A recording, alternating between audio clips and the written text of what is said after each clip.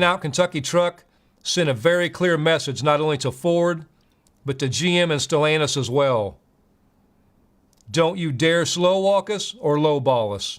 Strong words there from UAW President Shawn Fain this morning, acknowledging the surprise shutdown at the Kentucky Truck plant is a major hit for Ford. Good evening and thanks for joining us here at 6. I'm Shay McAllister. Doug is off tonight.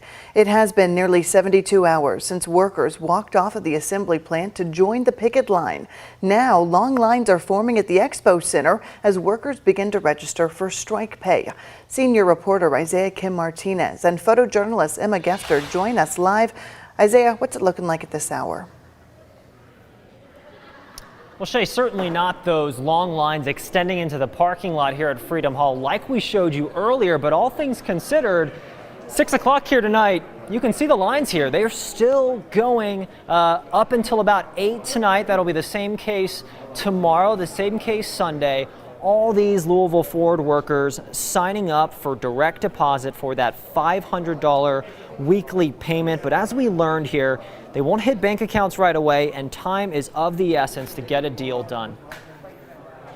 You just cost yourself Kentucky Truck Plant. Ford Kentucky Truck Plant employees watching from their phones on the picket line Friday, as UAW President Shawn Fain says they've entered a new phase in the negotiations where any plant could be called to walk out at any time.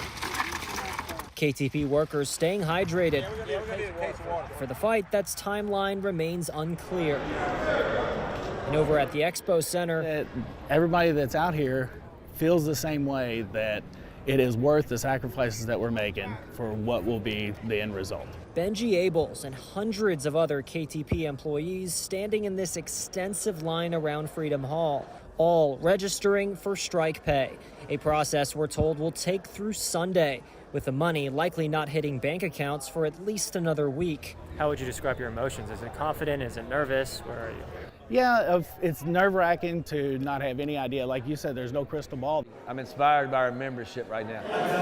UAW's local chapter president Todd Dunn believes Ford has resorted to scare tactics, raising concerns about unemployment and health care benefits for workers who expect to be laid off soon, including those at the Louisville assembly plant, which Dunn says will soon run out of parts if things stay status quo. I don't see how they can run and build vehicles after the middle of next week.